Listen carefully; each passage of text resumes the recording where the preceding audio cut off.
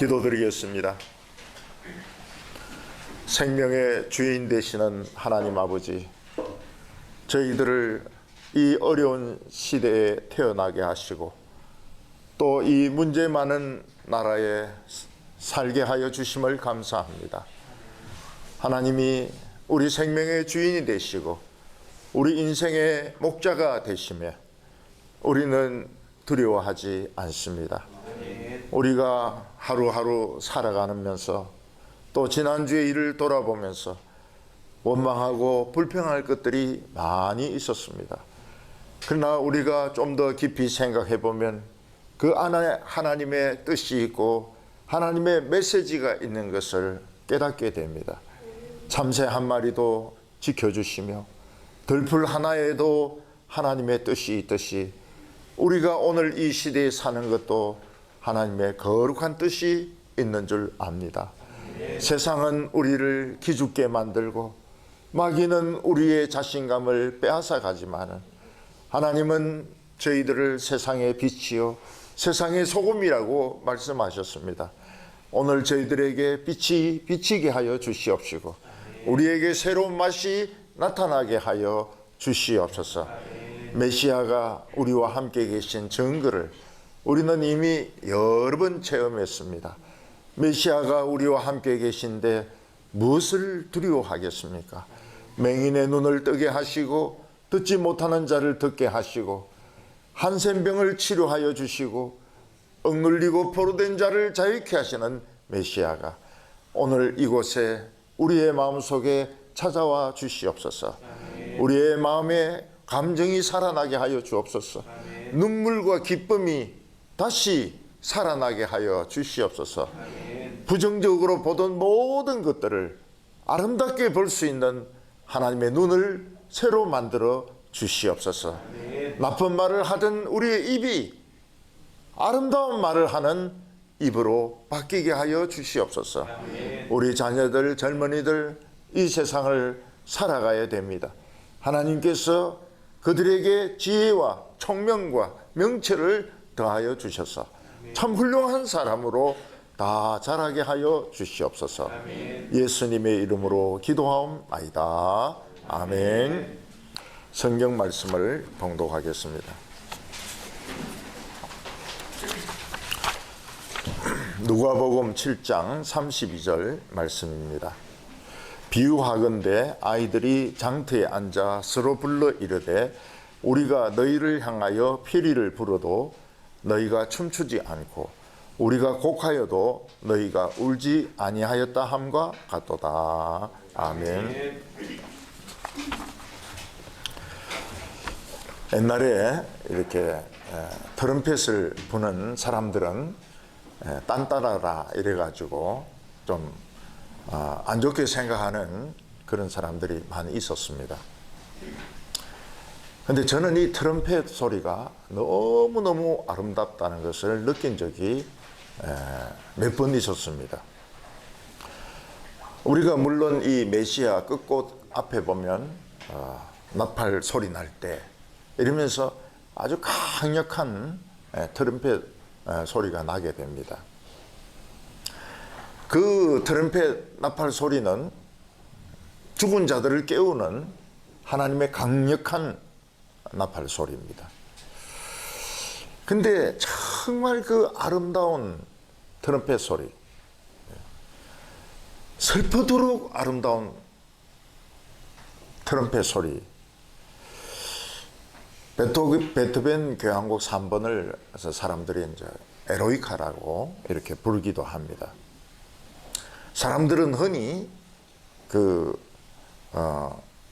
에로이카 2악장을 영웅의 장례식이다, 장례식 곡이다 이렇게 이야기하는데 그 트럼펫 곡이 진짜 슬프도록 아름다운 것을 느낄 수 있습니다. 나폴레옹이 프랑스에 그 혁명을 일으켜 가지고 뭐 여러 가지 변화를 일으킬 때 베토벤은 참 이 나폴레옹이야말로 유럽을 구원할 자다 이렇게 생각했습니다. 그래서 이 3분 교향곡을 베토벤에게 정정해서 맨 앞 페이지에 피오 보나파르트, 보나파르트가 원래 이름입니다. 나폴레옹 원래 이름인데 피오 보나파르트에게 바친다. 근데 이렇게 그 곡을 완성을 했습니다. 근데 그 나폴레옹이 황제가 되고 온 유럽을 전쟁으로 끌고 가면서 참 100만 명이 넘는 그 젊은이들을 죽게 하는 것을 보고서 그 앞장을 찢어버립니다. 그럼에도 불구하고 이 에로이카 2악장 굉장히 참 눈물 나도록 아름다운 트럼펫 곡으로 진행이 되고 있습니다. 제가 어떤 분에게 그 에로이카 2악장을 한번 들어보라고 이렇게 하니까 별거 없던데 이렇게 하는데 트럼펫이 얼마나 아름다운지 모릅니다. 또 한 번은 미국에서 무슨 행사를 하는데 그 운동장에 그 군악대가 꽉 찬 겁니다. 예. 한 몇천 명이 되는 것 같아요. 근데 거기서 트럼펫이 언체인드 멜로디 있죠. 언체인드 멜로디를 시작을 합니다. 이 언체인드 멜로디는 찬송가가 아닙니다. 예. 엘비스 프레슬리가 그걸 불렀고 사랑과 영혼의 주제곡으로 이 유명해진 곡인데 너무 진지하고 아름답게 찬송가처럼 부르는 겁니다. 그때 야 트럼펫이 정말 눈물 날 정도로 슬플 정도로 아름다운 이런 소리를 내는구나. 그런 것을 깨달았습니다. 제가 이 대구에서 목회하면서 좋았던 것은 음악 연주회를 자주 갈 수 있다는 겁니다. 왜냐하면 교인들 중에서 음악 하는 사람들이 많았습니다. 예. 제가 음악회 간다 이런 말만 하면 말 안 해도 고개만 끄덕해도 프리티켓 2개도 나오고 그리고 딱 차가 와서 대기를 합니다. 모시고 가는 거예요. 그리고 제일 좋은 로얄서 딱 그 준비시켜 놓습니다. 그 교인들 중에서는 이 피아노를 외국에서 잘해가지고 이 독주회도 하기도 하고 올겐 연주회도 했습니다. 그때만 해도 대구에 올겐이 많지가 않았거든요. 계명대에 있고 또 뭐 어디 있고 이런데 거기 빌려가지고 올겐 독주회도 하고 테너 바리톤 독주회도 하고 오페라도 있습니다. 교인들이 오페라 주인공으로 나와가지고 오라고 그러면 가죠. 제가 개척교회 할 때 주로 간 곳은 어딘가 병원 응급실이나 영안실 아니면 구치소입니다. 개척교회 목사가 갈 수 있는 데는 딱 정해져 있습니다. 그것도 막 발바닥에 불이 날 정도로 가야 됩니다. 뭐 교인이 누구하고 어느 교인하고 싸웠다 이러면 유치장으로 가야 되고 돌아가시려고 한다 이러면 응급실로 가든지 영안실로 가든지 개척교회 목사들이 가는 곳은 영안실 아니면 그 경찰서 구치소 이런 데입니다. 한 번은 우리 교인하고 다른 교인하고 포장마차집에서 싸웠는데 누가 이겼냐? 역시 우리 교인이 이겼죠.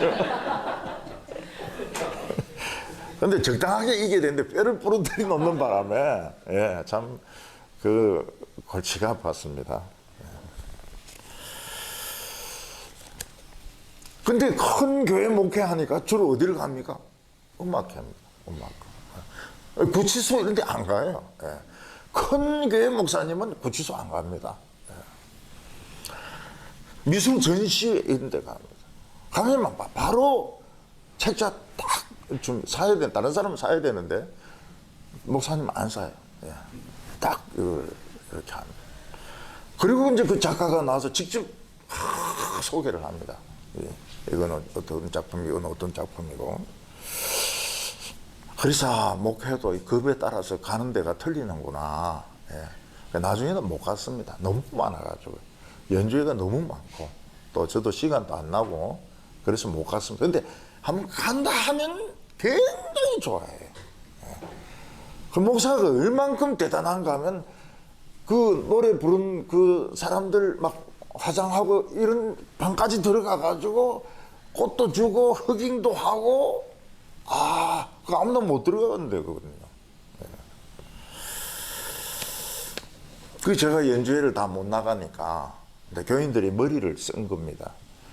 그래서 예배 특순 이런 식으로 해가지고 예배 헌금 시간에 그 연주를 합니다. 예.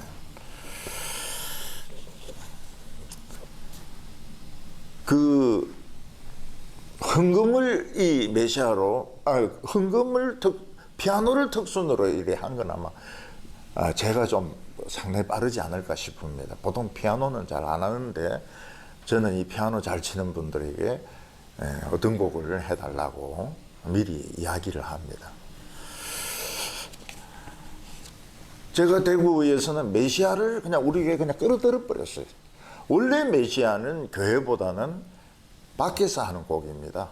근데 교회로 그냥 끌어들였어요. 14년 동안 연주회를 합니다. 저는 그냥 악보만 보고 부른다 해서 이게 메시아라고 인정을 안 합니다. 그럼 메시아가 아니에요. 예. 합창은 일단 소프라노가 질러줘야 됩니다. 소프라노가 올라가야 돼. 예. 소프라노 소리 못 내면 이건 메시아가 아닙니다. 그리고 이 메시아는 기교가 있지 않습니까? 이 올랐다 내렸다 올랐다 내렸다 이걸 살려줘야 됩니다. 그걸 못 살려주면 메시아가 못 되는 거죠. 예. 가룟 유다가 되는 겁니다. 그리고 오케스트라는 곡 전체를 끌고 가지 않습니까? 이거 잘해야 돼. 예. 잘해야 돼. 엉뚱한 데서 뭐 소리가 크게 나거나 이렇게 하면 벌써 표정이 담임 목사님 표정이 안 밝죠. 예. 그리고 이 솔로이스트들은 뭐 교인들도 그렇지만 저도 그렇고 듣고 싶은 그 음을 내줘야 됩니다. 그냥 부른다 해서 되는 게 아닙니다. 예. 그 소리 그 독특한 이 소리를 내줘야 되고 그 기교를 살려줘야 됩니다. 예. 그러면 이제 메시아가 성공한 것이죠. 그리고 기립박수합니다. 다 일어나서 기립박수를 합니다. 외국에서 어떤 큰 이런 클래식 음악 연주에 보면 한 몇천 명이 모여서 하는데 그 오케스트라가 자신들이 잘 아는 곡을 이렇게 연주하면 연인들이 뭐 나이가 들었건 젊었건 서로 안으면서 웁니다. 서로 쳐다보면서 울어요. 예. 참 이 감정들이 풍부합니다. 독일 사람들은 브라보만 하는 게 아닙니다. 발을 굴려요. 발을. 예. 독일 사람들의 특징이 발을 막 굴리면서 브라보를 합니다. 브라보를. 우리나라 사람들은 브라보도 잘 안 하려고 그래요. 예. 이 설교는 하나의 연주입니다. 하나님의 말씀을 가지고 설교자가 연주하는 하나님의 노래입니다. 교인들이 많이 울어요. 왜냐하면 하나님이 내 아픈 부분을 만져주기 때문에 웁니다. 참 아름다운 눈물이죠. 그리고 설교 들으면서 웃습니다. 왜냐하면 하나님이 웃기시니까요. 성경을 이렇게 제대로 보면 굉장히 재미가 있습니다. 그 울고 웃고 울고 웃고 이러면서 사실은 병이 치료돼 버립니다. 네. 언젠가 한번 서울에 이름이 있는 교회인데 그 교사들에게 한번 제가 가서 설교를 한 적이 있었습니다. 한 명도 웃지도 않아요. 한 명도 눈물 흘리지 않습니다. 몸도 움직이지 않습니다. 눈도 깜빡하지 않아요. 그래서 저는 이분들이 혹시 목석이 아닐까. 그래서 제가 설교 마치고 난 뒤에 그 목사님한테 물어봤습니다. 교인들이 움직이지도 않고 숨도 안 쉬는데 살았습니까? 죽었습니까? 이러니까 우리 교회는 정통 장로 교육이기 때문에 원래 그래요 이러더라고요. 아 그렇구나. 원래 장로 교인들은 저렇게 목석같이 예배를 드리는구나.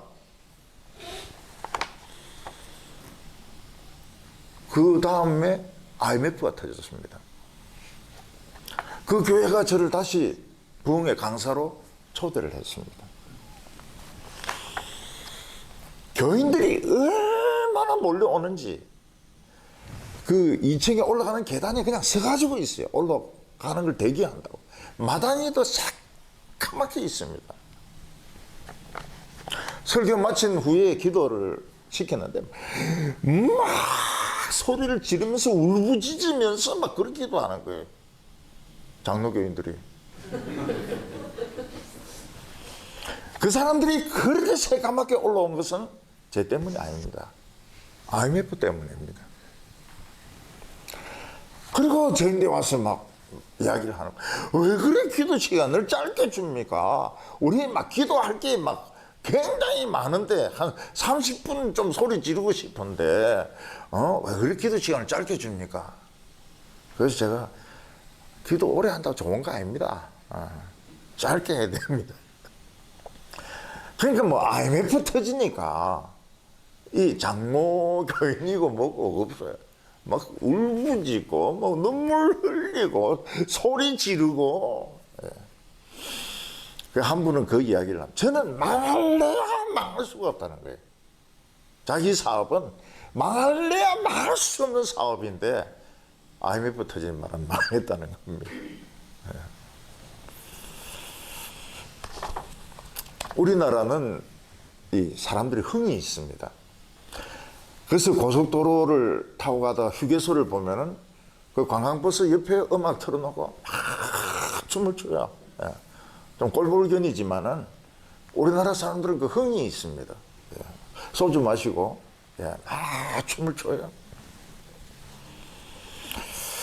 근데 흥이 있다는 게 참 좋은 것 같아요, 저는.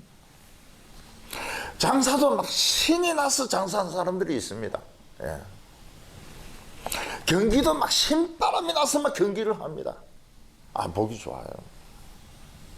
교회 봉사도 막 신바람이 나가지고 막 흥이 있어가지고 막 봉사를 합니다. 김밥 하나 달라는데 막 2개 줍니다.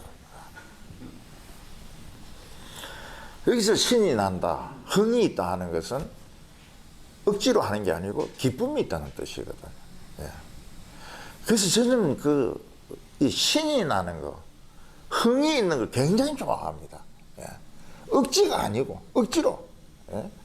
막 목사님이 시키고 장로님이 시키니까 막 입이 막 나와가지고 막 이러면서 막 일을 하는 거 하고 신바람이 나가지고 막 좋아서 일이 너무 좋아서 너무 기뻐서 그거하고는 너무 다르죠.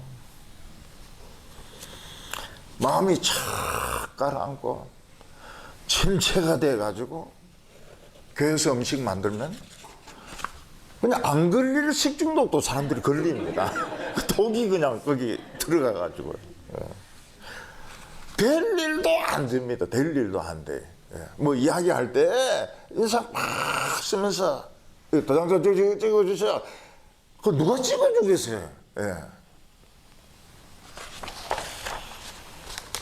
그리고 교회에서 우울증이 안 생길 수가 없습니다. 그래서 전 교인의 우울증화 이게 이제 일어나게 되는 거예요. 이게 없으니 기쁨이 없으니까요. 흥이 없으니까요.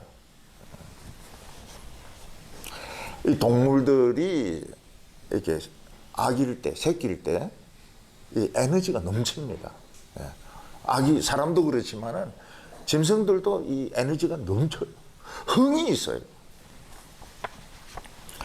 그래서 막 새끼들끼리 막 물고 뒹굴고 놉니다. 근데 형제가 없으면 이제 엄마인데 가서 막 장난을 걸고요.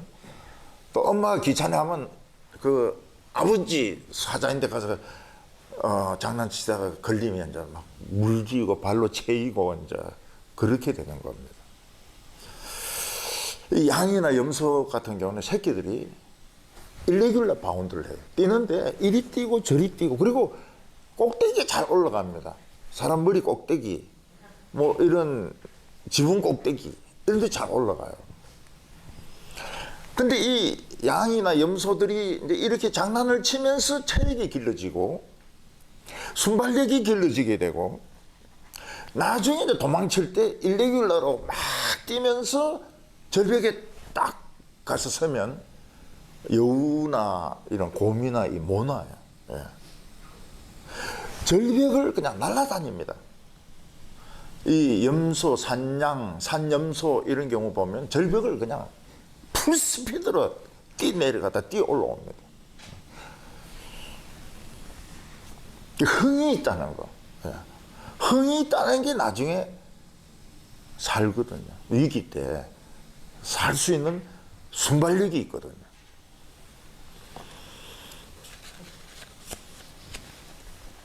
얼룩말이나 노루 같은 경우에는 페인트 모션을 막 배웁니다. 그래서 사자가 덤벼들면 일로 갈 것처럼 하면서 탁 털어가 도망가는데 못 잡아먹어요. 페인트 모션. 그 축구 같은 거 보면 전부 페인트 모션 아닙니까? 이쪽으로 몰고 하다가 저쪽으로 몰고 가고. 제가 왜 이 축구를 못하냐? 거짓말을 못해서 그래. 공을 그냥 한쪽으로 쭉 몰고 가니까 항상 뺏기는 겁니다. 다 예측을 해요. 어디로 간다는 걸.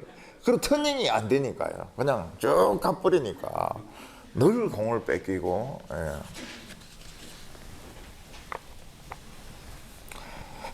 일본 학교나 직장에서는 지진 대비 훈련을 항상 합니다. 그래서 지진이 났다 가정을 하고 사이렌 울리면 그렇게 당황해 하지 않아요. 질서 있게 책상 밑에 들어가든지 방석을 뒤집어 쓰든지 줄을 맞춰서 건물을 빠져나옵니다. 미국은 많은 사람들이 있는 학교나 병원 같은 데는 반드시 이 화재 대피 훈련을 합니다. 해야 됩니다.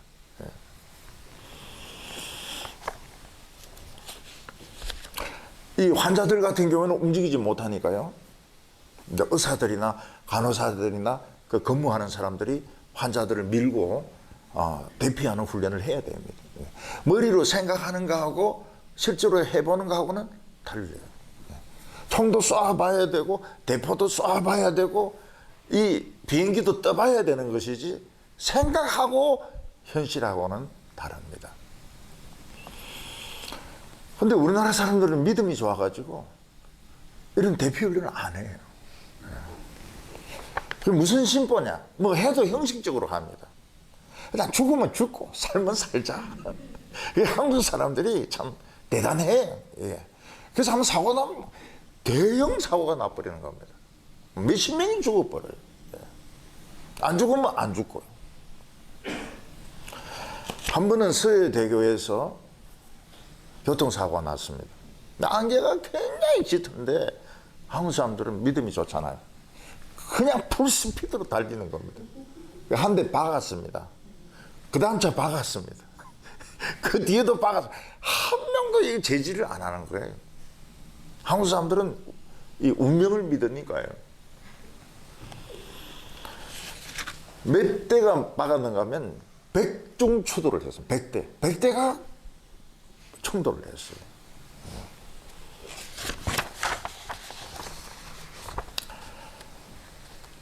안 보여도 별일 없겠지. 그러면서 막 달리는데 우리나라 사람들은 그냥 아무 일이 없으면 다행이고 사고 나면 뭐 대형 사고 당하는 거고. 예.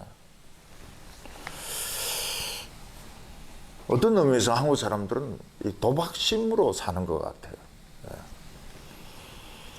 그냥 돈을 막 왕창 걸고 따면 그냥 따고 잃어버리면 그냥 빈털터리가 되고. 얼마 전에 이스라엘이 이 하마스의 공격으로 참 속수무책으로 당하지 않았습니까? 이스라엘은 아이언 돔이 있어가지고 미사일을 팔레스타인이 쏴도 한 자기들 말로는 80%인데 90% 정도 이상 다 공중에서 격추시킵니다. 그리고 전자장비를 워낙 잘 돼 있기 때문에 휴민트라고 사람이 주는 정보, 간첩이 전해주는 정보를 안 믿는 겁니다. 너무 컴퓨터를 믿어가지고. 그 에집트에 있는 스파이가 보냅니다. 공격이 임박했다. 근데 네타냐후는 안 들어요. 하마스는 완전히 허를 찌르는 겁니다. 이 아이언돔이 미사일 한 800개 정도는 막아요. 근데 미사일 몇 개에서 5,000발을 쏩니다. 5,000발을. 그 아이언돔 있으나 마나합니다.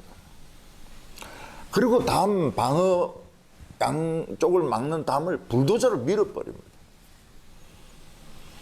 그리고 막 그 낙하산 타고 넘어가고 뭐 패러글라이드 타고 넘어가고 이래가지고 그것도 장막절이라서 막 춤추고 노는 사람들 뭐 인질로 잡아가고 죽이고 이렇게 했습니다. 완전히 이스라엘 당했죠. 이스라엘이 까불다가 당한 겁니다. 아이언돔을 만들고 큰 방어벽을 설치하고 월등한 무기와 전자장비가 있으면은 꼼짝 못할 것이다. 이 사람들은 가장 원시적인 방법을 쓰니까 못 당하는 겁니다. 저는 AI 안 하잖아요. 저는 철저하게 원시적인 방법으로, 목회를 원시적인 방법으로, 뭐 컴퓨터로 뭐 이런 거 안 해요. 왜냐하면 그거 뚫리거든요. 뚫린다고. 교만한 거예요, 그것도. AI를 너무 믿는 것도 그게 교만한 겁니다. 예수님은 이스라엘 백성들이 예수님의 설교를 듣고 세례 요한의 설교를 듣고 보이는 반응에 대해서 놀랐습니다. 왜냐하면 이스라엘 백성들은 성경을 굉장히 잘합니다. 줄줄줄 외웁니다. 그런데 예수님의 설교, 세례 요한의 설교에 반응이 전혀 없어요. 그냥 목석입니다. 목석. 눈물도 없어요.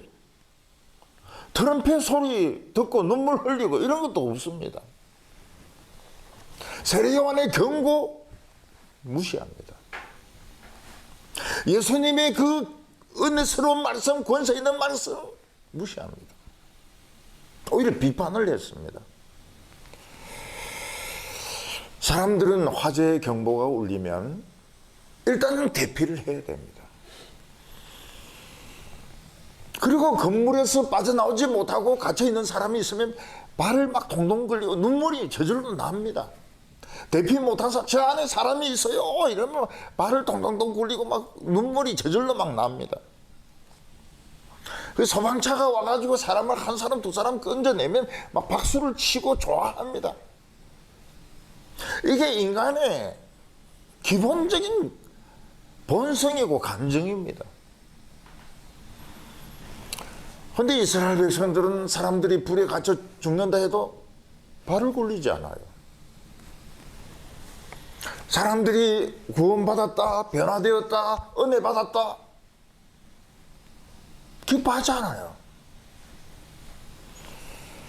도대체 어떻게 된 사람들이냐는 거예요. 예수님은 당신들은 어떻게 된 사람이냐는 거예요. 교인이 하면 은혜 받으면 교회 안 나오다가 오면 또 먼 데서 오고 이러면 막 기뻐해야 되고 을싸안고 막 참 그래야 되고, 또 누가 뭐 아프다 그러고 뭐 어려움이 있다 이러면 눈물도 흘려야 되고 막 가슴 아파하고 이래야 되는데 반응이 없어요. 예배 시간 내내 조용히 앉았다가 조용히 갑니다. 도대체 어떻게 된 사람들이냐는 거예요. 너희들은 어떻게 된 사람들이냐? 어떻게 해야 너희들이 인간이 될 수 있느냐? 이게 예수님이 가지셨던 의문입니다. 오늘 첫 번째로 보면 이 울지 않는 사람들이 나옵니다.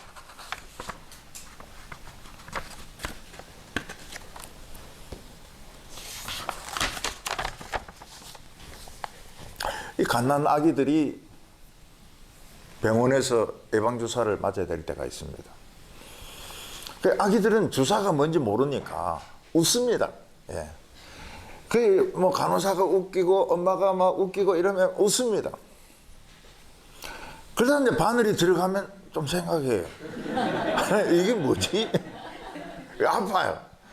그러면 이제 막 닭똥 같은 눈물 흘리면서 막 통곡을 합니다. 그게 정상적인 거예요. 예. 사람이 몸이 아프거나 다치거나 이렇게 하면 막 아프다 그러고 우는 것이 정상적인 겁니다. 어느 병원에서 이제 환자분이 암으로 돌아가시게 됐는데 남편이 정말 무표정한 거예요.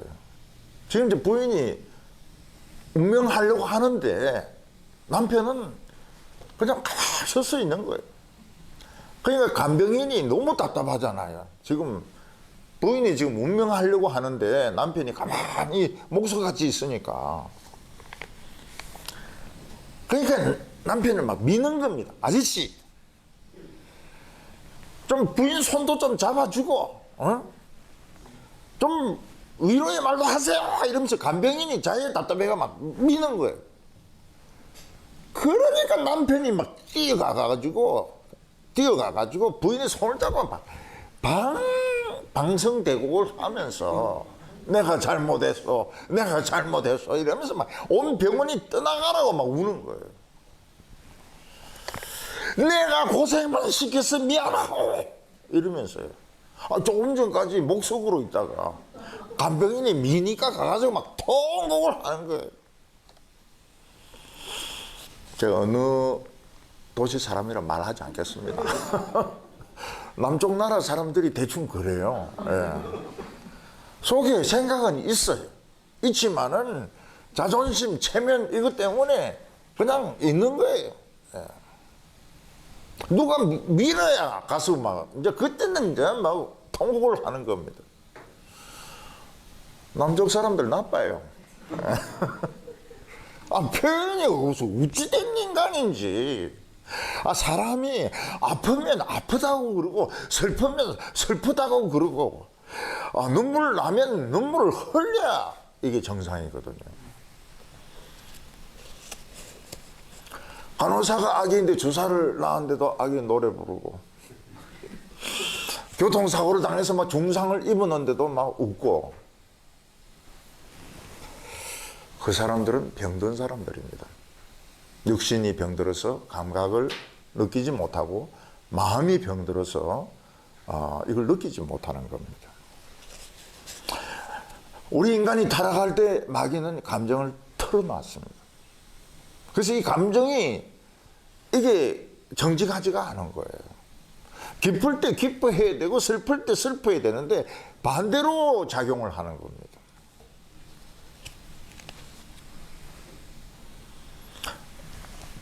어떤 해에 사람들이 산에 몇십 명 올라갔다가 폭설을 만나서 이제 조난을 당했습니다.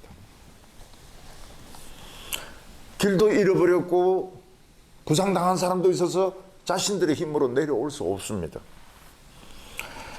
근데 다행히 구조대하고 이제 연락이 돼가지고 구조대원이 왔어요. 한 명이 딱 왔습니다. 근데 그 조난당한 사람들 중에는 의사도 있고 교수도 있고 뭐 똑똑한 사람들이 많습니다. 이 구조대원이 보니까 별 똑똑하지가 않아요. 그 사람이 이야기합니다. 나는 선발되고 내 뒤에는 엄청난 장비와 구조대들이 있습니다. 조난당한 사람들이 더 똑똑한 거예요. 구조대보다 더 똑똑한 거예요. 제일 안 좋은 것이 환자가 의사보다 더 똑똑한, 반드시 죽습니다. 그 환자는. 조난당한 사람이 구조대보다 더 똑똑하면 이거는 죽어요. 구조대원은 제 걸음을 따라서 산에 하산해야 됩니다. 너무 사람들이 똑똑하니까 그 말 안 믿는 거예요. 우리는 여기서 더 안전하게, 여기서 더 좀 좋게 해서 우리는 살아야 된다. 다 얼어 죽는 겁니다. 세례 요한은 하나님의 나라가 가까이 왔다. 내 뒤에 엄청난 분, 메시아가 온다. 준비해야 된다. 대비해야 된다. 안 들어요. 똑똑하기 때문에, 돈이 있기 때문에, 사회적인 권력이 있기 때문에 안 듣습니다. 예수님의 말씀과 세례 요한의 말씀은 같으면서도 다릅니다. 세례 요한의 설교는 화재 경보와 같습니다. 화재가 발생했습니다. 화재가 발생했습니다. 전에 우리 집에서 자는데 화재 경보가 울리는 거예요. 화재가 발생했습니다. 화재가 발생했습니다. 그래서 저는 또 나가봤습니다. 아무도 안 나왔어요. 우리 그 동네 사람들은 똑똑하니까요. 이 가짜인 줄 아는 거예요. 어리숙한 목사만 나가가지고 나온 사람 있나 없나 이러면 아무도 없어요. 조금 있으니까 이 가습기 때문에 이게 오작동한 겁니다. 이러면서 아무도 안 깨요. 아무도 안. 한국 사람들 배짱 하나는 막 그게 한 20분 올렸거든요. 안 나와요. 안 깨요.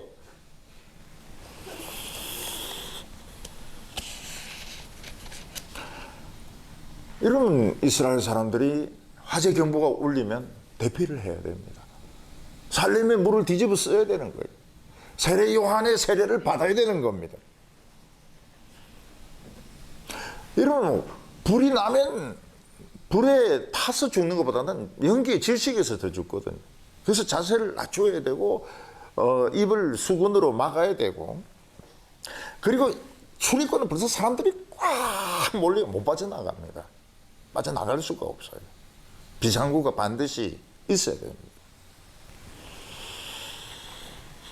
거기서 못 빠져나왔으면 자기도 울어야 됩니다. 가족들도 울어야 됩니다. 발을 동동 굴려야 됩니다. 진짜 소방차가 오면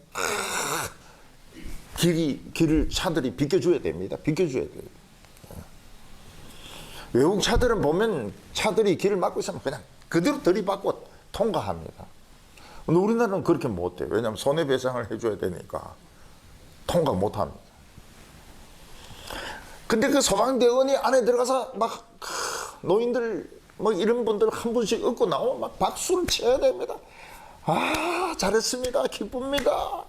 한 분을 살리셨네요. 이스라엘 사람들은 세례요한이 화재 경보입니다 이런데도 아무 반응이 없습니다. 예수님이 하나님 나라가 왔다. 맹인의 눈을 뜨게 합니다. 맹인의 눈을 뜨게 해요. 저는 우리 교회에서 메시아가 계신 체험을 몇 번 했습니다. 굉장히 그 두통이 나면 안 되는 자매인데 두통이 일어났어요. 근데 기도 즉시 두통이 딱 없어지는. 그 약이 안 통하는 두통입니다. 그 두통은 보통 두통이 아닙니다. 사람은 막 거의 죽이는 그런 두통인데 딱 끝났어요. 어떤 권사님은 백내장에 와서 한눈이 안 보입니다. 근데 기도를 했습니다. 보이는 거예요. 눈이 보여요. 우리 어떤 자매는 직장에서 아주 스트레스를 많이 받았습니다. 선포를 했습니다. 나 이제 그만둡니다. 난 이 회사 그만둡니다. 자기 원하는 대로 옮겼어요. 그 메시아가 아니면 그게 있을 수가 없는 일이거든요. 있을 수가 없는 일. 은혜를 그동안 못 받아서 막 답답해 하는 분들이 막 은혜를 받는 거예요. 메시아가 우리 가운데 계신 거예요. 기도하면 다 되는 겁니다. 기도하면 다 되는 거예요. 그래도 우리는 근심하고요. 무표정하고요. 울지 않고요. 웃지도 않고요. 그 예수님이 너희들은 우찌된 인간이냐는 거예요. 하나님의 말씀을 듣고도 울지도 않고 웃지도 않고 반응도 없고 도대체 인간이냐 돌이냐. 29절과 30절 보면 모든 백성과 사람들은 이미 요한의 세례를 받은지라 이 말씀을 듣고 하나님을 어렵다 하되 바리새인과 율법 교사들은 그의 세례를 받지 아니하므로 그들 자신을 위한 하나님의 뜻을 저버리니라. 세례 요한이 온 게 뭐 화재 경보입니다. 메시아가 오시면 불로 심판할 거다. 쭉정이는 꺼지지 않는 불에 태울 것이다. 지금 불이 붙었다. 사람들은 세례 요한을 우습게 하는 겁니다. 아이 뭐 구조대가 뭐 저렇게 시시해. 뭐 낙타 트롯이나 입고 말이죠. 메뚜기나 먹고 말이죠. 옛날에 우리 청년들 굉장히 심각하게 토론했습니다. 세례요한이 메뚜기를 먹었는데 생메뚜기일까 말린 메뚜기일까 엄청나게 토론했습니다. 네. 결론은 말린 거 아니었겠나. 예. 한국 같으면 고추장까지 찍어서 먹었을 텐데 예. 생메뚜기를 먹었을까. 그러니까 또 어떤 청년은 막 성경 그대로 믿어야 된다고 생메뚜기라고 막 이렇게 이야기를 하기도 하고. 예. 세례요한이 화재 경보를 울리면 물을 뒤집어 쓰여서 합니다. 그게 세례거든요. 세례. 근데 바리새인이나 율법 교사들은 세례요한보다 더 똑똑한 거예요. 공부를 너무 많이 한 거예요. 자기들은 세상을 더 오래 살았고, 더 유능하고, 더 똑똑하고, 그래서 물을 뒤집어 쓰지 않습니다. 그리고 그들은 대피할 생각을 안 해요. 이스라엘 백성들은 구원이 산에서 내려가는 게 아닙니다. 건물에서 빠져나가는 게 아닙니다. 그들은 거기에 더 좋은 집을 짓고 더 좋은 시스템을 만들고 더 좋은 프로그램을 만들고 서로 협력해서 사는 거라고. 그렇게 생각했습니다. 유대 지도자들이 생각한 구원은 세상적인 구원이었습니다. 저는 교회에서 이렇게 보면 공부를 많이 한 분들은 대피 안 합니다. 교회를 더 시스템을 잘 만들고 프로그램을 더 잘 만들고 교회 인테리어를 더 멋있게 꾸며가지고 우리 서로 잘 지내는 거, 이게 구원이라고 생각하는 겁니다.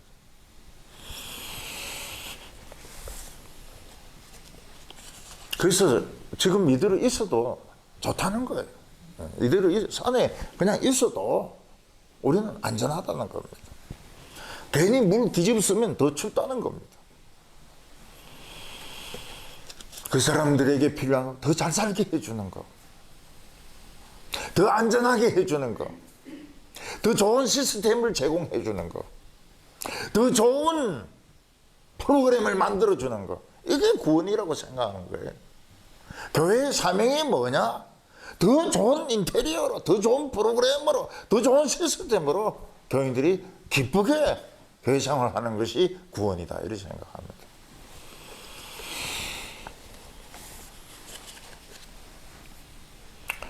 바리새인과 율법 교사들은 세례를 거부했습니다. 물을 뒤집어 써야 됩니다. 물을 뒤집어 쓰지 않겠다는 겁니다. 결국은 얼어 죽습니다. 불에 타 죽습니다.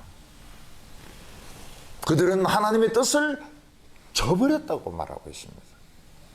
하나님이 주신 찬스, 하나님이 주신 메시지를 그들은 저버렸습니다.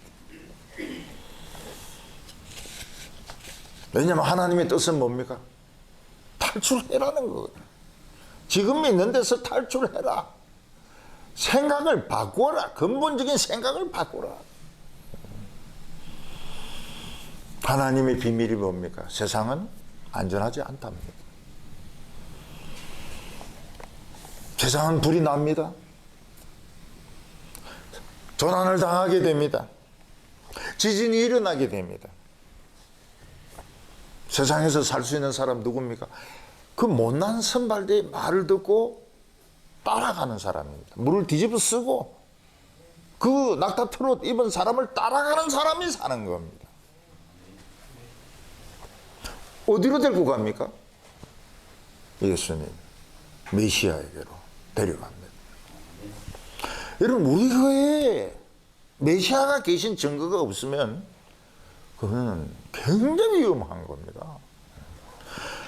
그래서 그런 걸 찾아야 돼요. 우리는 교인들이 이뻐지는 거 좋은 거죠.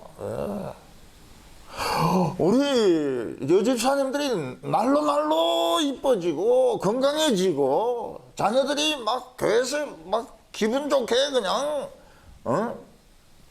예배드리고 그게 사는 거거든요. 예수님인데 가서 예수님 말씀 들으면 어떻게 됩니까? 딱 빨려듭니다. 하나님 나라 안으로 빨려 들어가 버려요. 거기는 불의 심판 없습니다. 그 지진이 못 와요. 우리는 핵 전쟁이 별로 무서워 안 합니다. 왜냐하면 이 말씀이 있기 때문에 말씀이 있는 곳에는 이게 못 들어옵니다. 왜 목사님은 막 전쟁 같은 거나 막 이런 거 겁을 안 내시고 그러나 자꾸 설교만 자꾸 하시나? 이게 그겁니다. 이게 사는 길이에요. 이게 사는 길이에요. 저는 다른 교회 인테리어 보면 부끄럽습니다. 우리는 인테리어가 없습니다. 인테리어도 없고 아무것도 없습니다. 부끄럽습니다. 부끄러워요.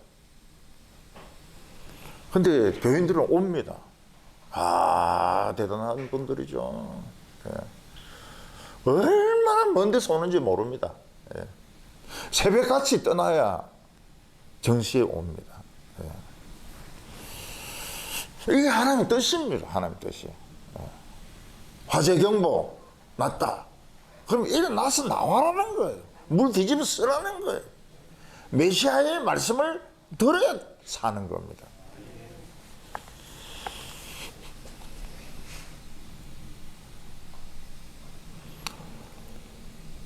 오늘 어떤 목사님이 지옥을 설교하고 지옥에 안 가려면 세상을 탈출해야 된다. 미쳤다고 이야기할 겁니다. 우리가 예수 믿으면 세상에서 복받고 부자 되고 좋은 학교 들어가고 성공한다. 너무 기뻐하고 좋아할 겁니다. 이게 예수님 이해를 못하는 겁니다. 이것들이 인간인가? 우리나라는 어떤 설교자를 좋아합니까? 큰 교회를 세워놓고 거기서 막 참 웃기고 재미있는 설교를 하고 복받는 설교를 하면 그렇게 좋아합니다.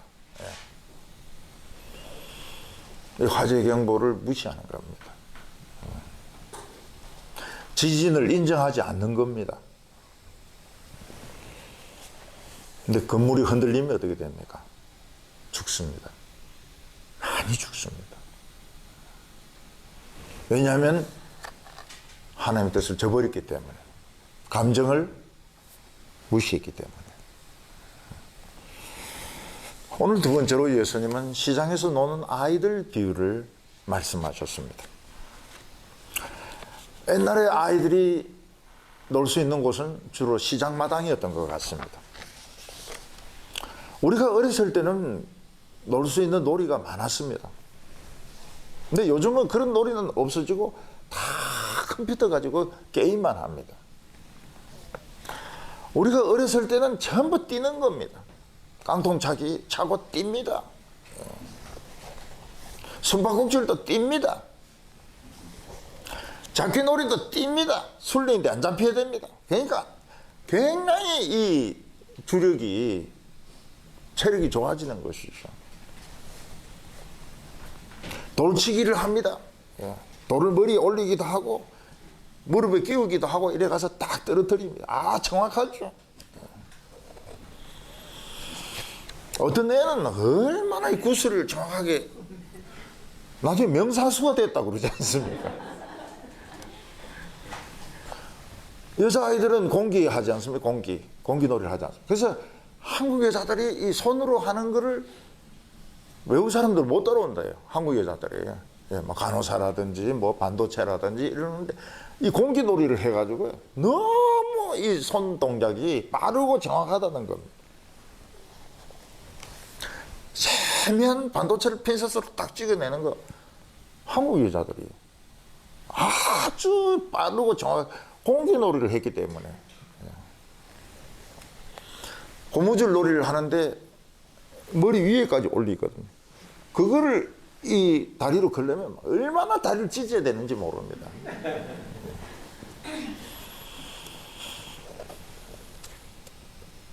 명절 되면 제기차기 하지 않습니까? 무한대로 차는 남자가 있습니다. 여기 체력 있죠, 체력. 노는 게 그냥 게임이 아니고 체력입니다, 체력. 여자애들도 그네 타고 이 널뛰기 하는 게 전부 체력이거든요. 그래서 시집가서 아기 잘 낳고 김장 잘 담그고 된장 잘 담그고. 그 예수님 당시 애들은 주로 결혼식 놀이하고 장례식 놀이를 했던 것 같습니다.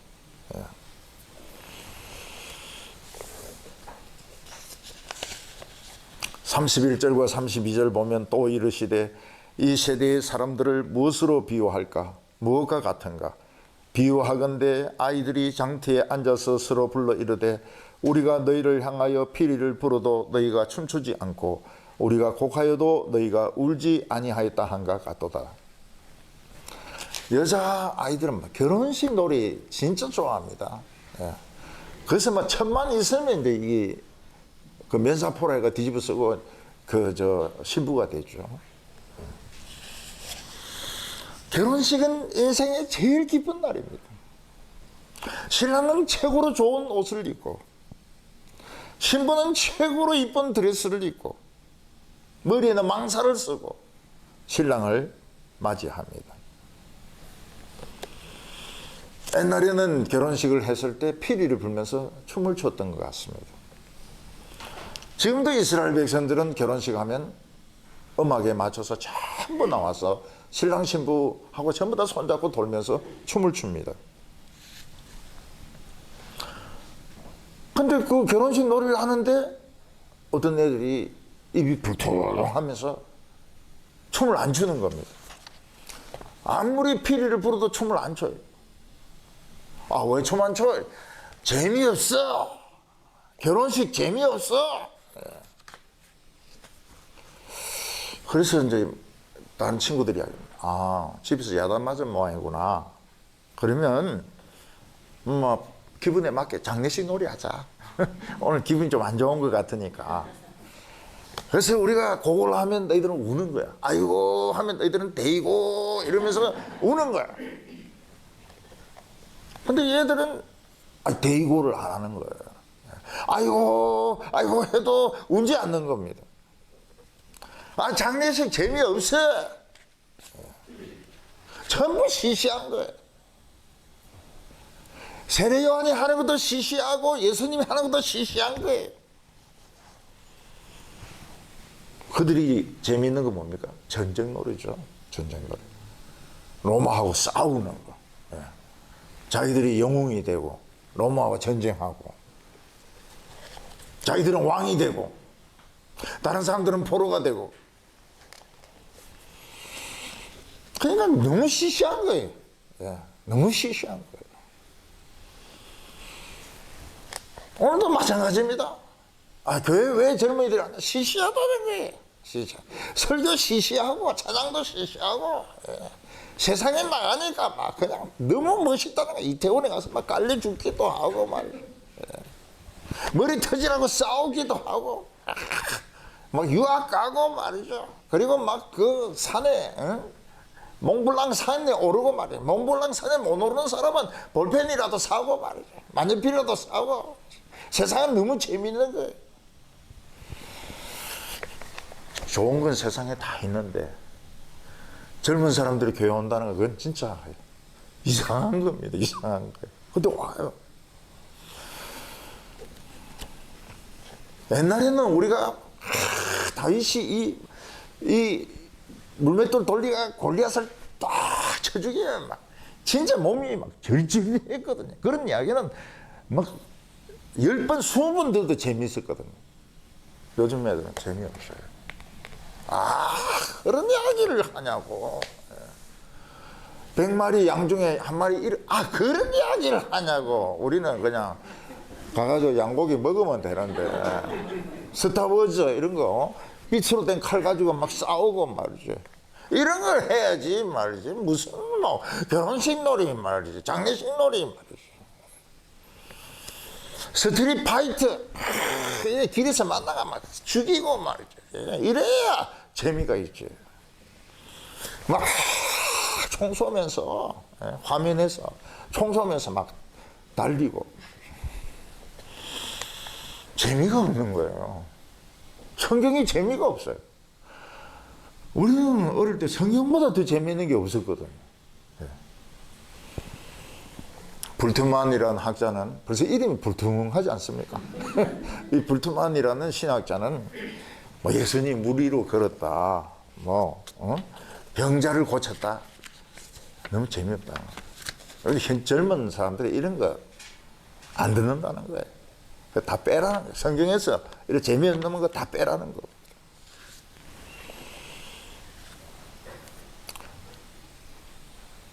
만약 유대의 백성들이 세례 요한의 설교를 진지하게 들었다면 진짜 하나님의 아들이 온다. 하나님의 아들이 오는 게 얼마나 대단한 일입니까? 온 우주를 만들고 인간을 만든 하나님의 아들이 오는 게 얼마나 대단한 일입니까?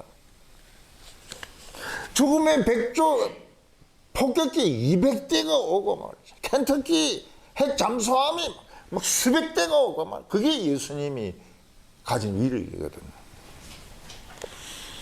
여러분 창조자가 오시면 어떻게 됩니까? 또 창조하세요. 우리의 인생을 또 창조하세요. 그래서 뭐 어느 대학교를 나왔느니 뭐 어떻게 살았는지 다시 만드시거든요. 네.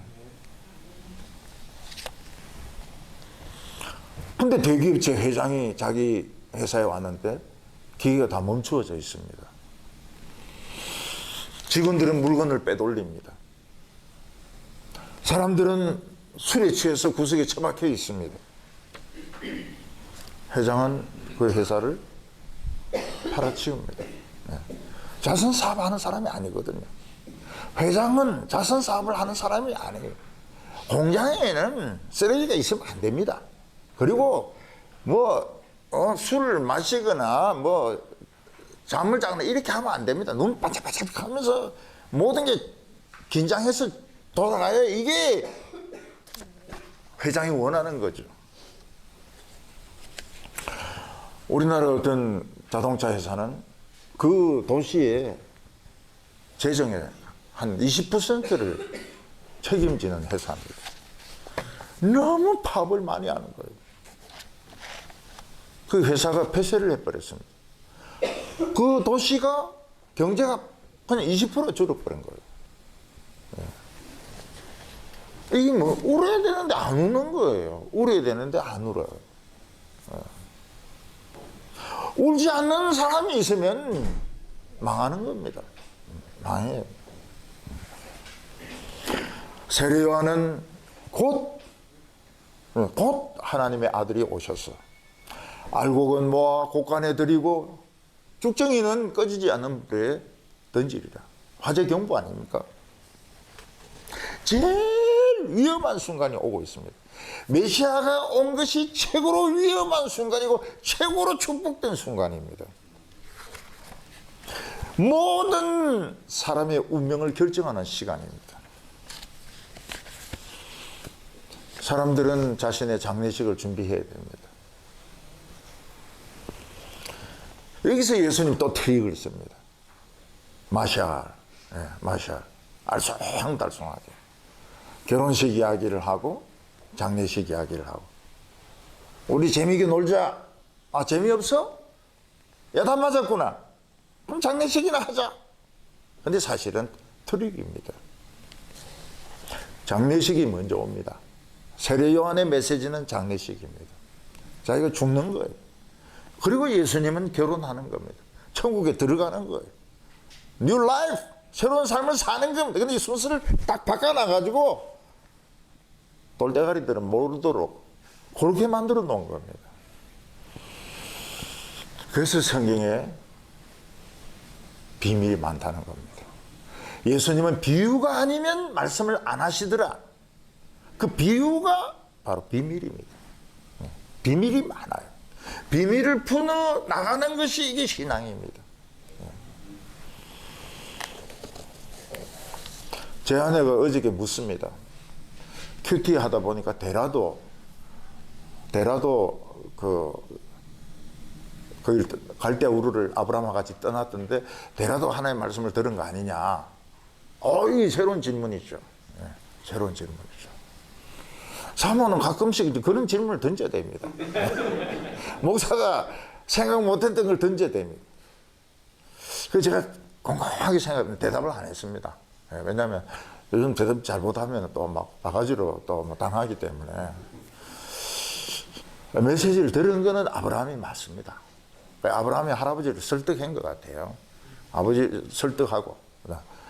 그래가지고 같이 가다가 하솔에서 뭐 병이 났던지 이래가지고 나 못 가겠다. 그래서 눌러 앉은 겁니다. 그러니까 이 말씀을 듣는 주역은 아브라함이 맞아요. 이런 것들이 전부 비밀인 겁니다. 비밀. 그러니까 집안의 가장은 누구냐? 처음 예수 믿는 사람. 지금 은혜 받고 그 사람이 그 가정의 가장이거든요. 근데 아브라함은 그래서 눌러 앉아버린 거예요. 할아버지 명을 거역을 못하고 눌러 앉아버린 거예요. 할아버지가 돌아가실 때까지 그냥 하솔에 있는 겁니다. 예수님은 지금 트릭을 쓰고 있습니다. 그래서 성경을 읽을 때는 이걸 잘 알아야 됩니다. 결혼식 놀이를 하고 장례식 놀이를 하자. 바뀐 겁니다. 세례 요한은 장례식입니다. 우리가 죽는 거예요. 물을 뒤집어 쓰는 거예요.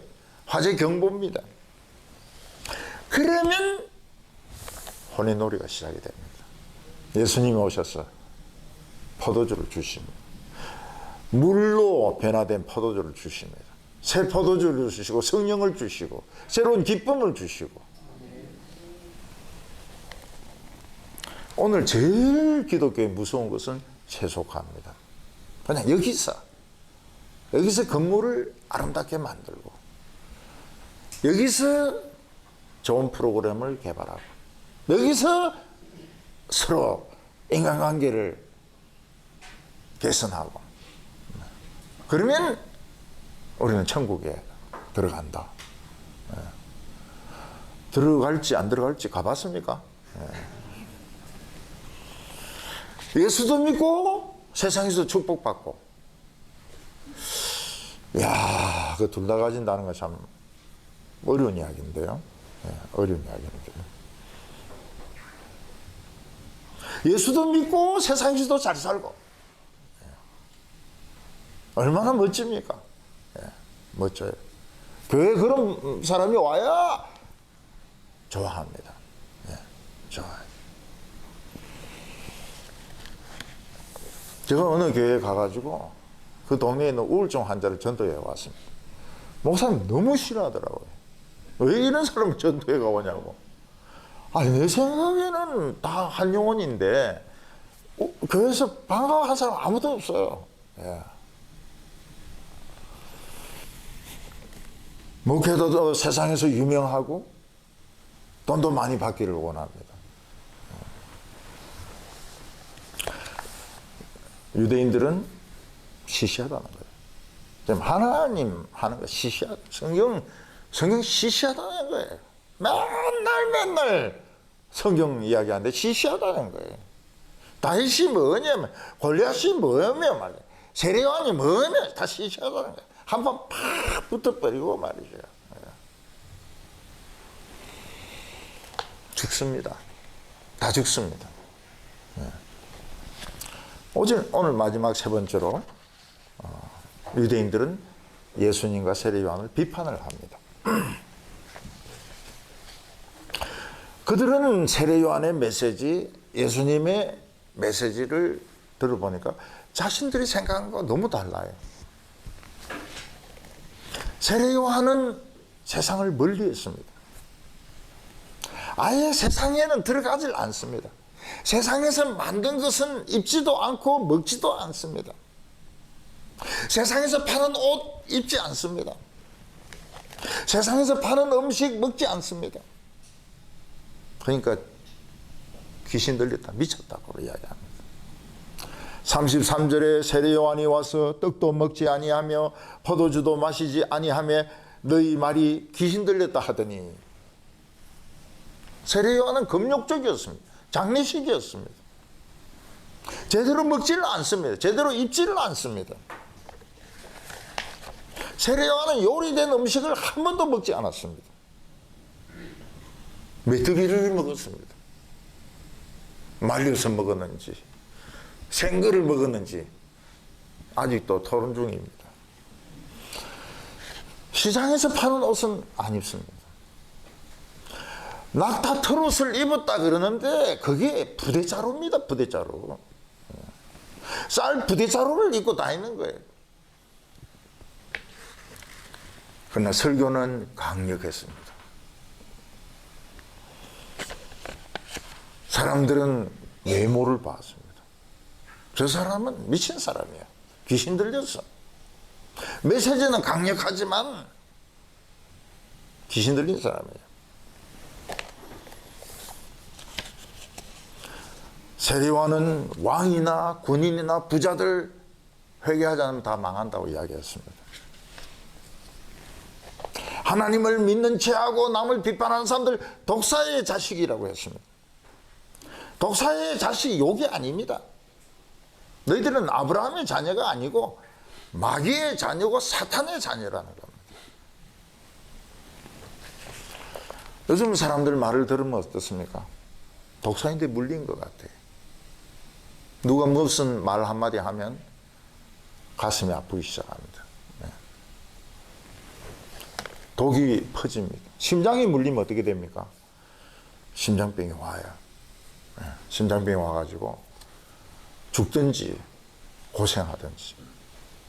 그 심장병이 이게 생기면 한의사들도 문 닫습니다. 그만큼 무서운 겁니다. 근데 제일 많은 환자들이 심장병 환자들입니다.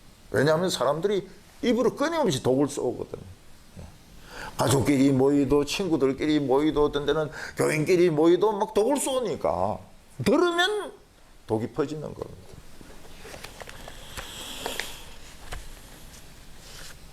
어떤 부인이 있었는데 돈이 많은 부인입니다. 잘 믿는다고 막 사람들은 칭찬을 많이 했습니다. 그런데 이분이 어떤 목사님 설교를 듣고 자기는 교인이 아니란 걸 깨달은 겁니다. 그래서 새신자로 시작했습니다. 그 목사님이 너무 싫은 거죠. 그 목사가. 이 교회 돈줄인데, 묵주인데, 이런 사람이 자기가 초신자라고 생각하니까 헌금을 잘 내겠습니까? 근데 그 부인은 이야기합니다. 나는 지금까지 제대로 믿은 게 아니다. 난 깨달았다. 전도의 대상은 내다. 내가 다른 사람을 전도하는 게 아니고 내가 전도를 받았어야 됐다. 그게 복음이죠. 담임 목사님은 교회 오는 사람은 다 신자라고 생각합니다. 그래서 윤리적인 설교해야 됩니다. 정직해야 됩니다. 충성해야 됩니다. 질서를 잘 지켜야 됩니다. 그리고 죄인입니다 소리를 안 하는 거예요. 그런 사람들은 일입니다. 양의 탈을 쓴 일입니다.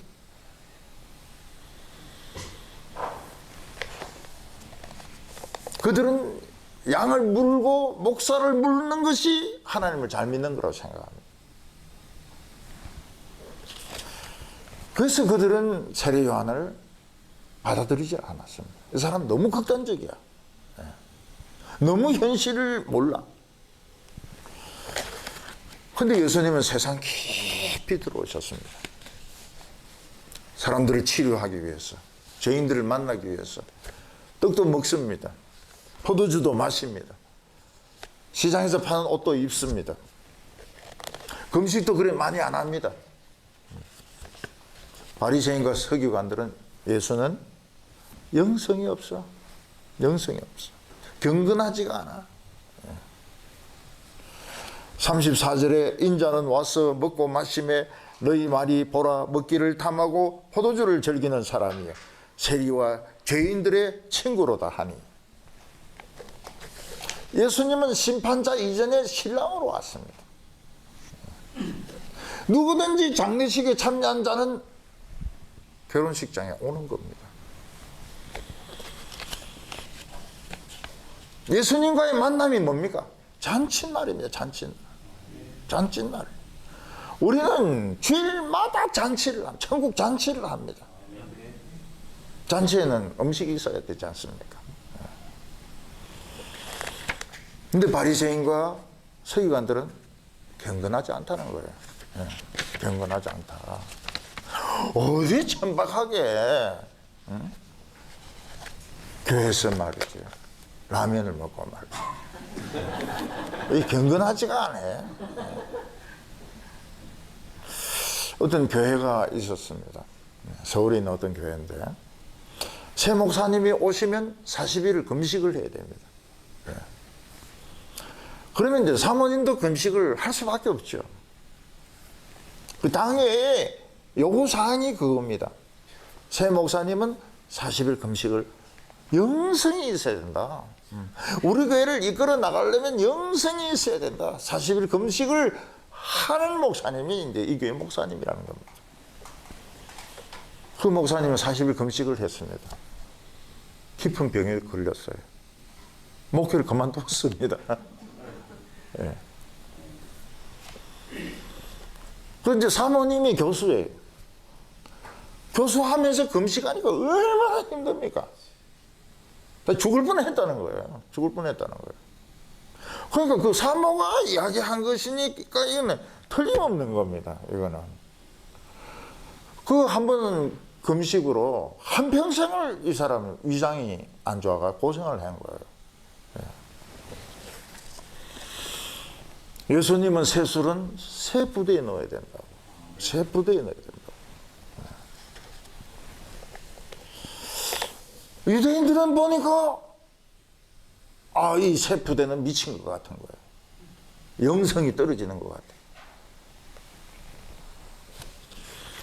35절에 지혜는 자기의 모든 자녀로 인하여 옳다함을 얻느니라.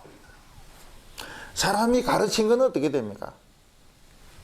자녀들이 다 나오게 됩니다. 그 말씀을 듣고 자란 사람들이 생깁니다. 그 사람들이 뭐가 옳고 틀리는 걸 다 아는 거예요. 서기관과 바리새인들은 옳은 것 같았습니다. 굉장히 철학적이고 굉장히 학문적인 것 같았습니다. 근데 그들은 교회에 독이 있었습니다. 그에서 배운 사람들도 다 독이 있는 사람들이 나왔습니다. 독일에는 대단한 인물 임마누엘 칸트가 나와가지고 몇백 년에 한 명 나올 만한 철학자죠. 인간의 마음속에는 도덕심이 있다. 그러니까 근본적으로 악하지 않다는 거죠. 그 한마디에서 퍼져나온 것이 자유주의입니다. 인간은 악하지 않다는 거예요. 그래서 이런 칼빈주의라고 뭐 이런 보수주의는 사람을 의심하고 보지 않습니다. 저건 죄인이다. 저건 타락한 인간이다. 근데 자유주의는 믿어요. 사람은 믿어요. 긍정적으로 봅니다. 그리고 설교가 굉장히 철학적입니다. 독일 설교는 철학적이에요. 그 사람들은 철학이 없으면 설교를 못합니다. 교회 다 죽어버렸어요. 그리고 전쟁이 터졌습니다. 전쟁을 일으킨 장본인들이 그 사람들입니다.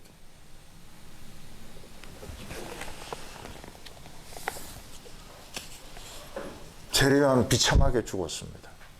너무 비참하게 죽었습니다. 그러나 그는 영원히 선지자로 존경받았습니다.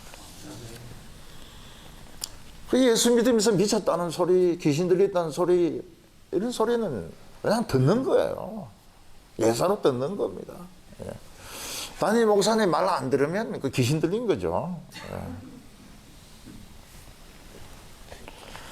예. 메시아가 오셨습니다. 이 메시아가 우리 안에 있는 증거를 저는 발견을 한 겁니다. 그거 없었으면 저도 소망이 없죠. 예. 저도 기쁨이 없죠. 하나님 아들 메시아가 우리 가운데 있는 증거가 바로 그겁니다. 두통이 났고, 백내장이 보고, 직장이 그만둔다고 했는데 자기 원하는 그런 쪽으로 가고, 여러 가지가 있어요. 여러 가지가. 메시아 우리 가운데 있는데 무슨 걱정을 합니까? 결혼식이죠. 우리는 맨날 결혼식이죠. 이거는 신부죠. 포도주를 마셔야 되죠. 이 잔치, 기름진 음식 먹어야죠. 수수께끼 다 풀어야죠. 비밀, 암호 다 풀어야죠. 그게 우리가 천국에 한 걸음 한 걸음 나아가는 겁니다. 오늘 그동안 늘 슬퍼하셨다면, 우울증으로 고통받으셨다면 정상인 겁니다. 정상이에요. 말씀을 제대로 못 들었는데도 우울증 안 걸렸다면 그건 좀 이상한 사람입니다. 저는 옛날 청년 때 교회에서 사람들이 물었어요. 자살하려고 하냐고. 하도 우울해가지고. 그래서 사람들이 제 안에 있는데 물었습니다.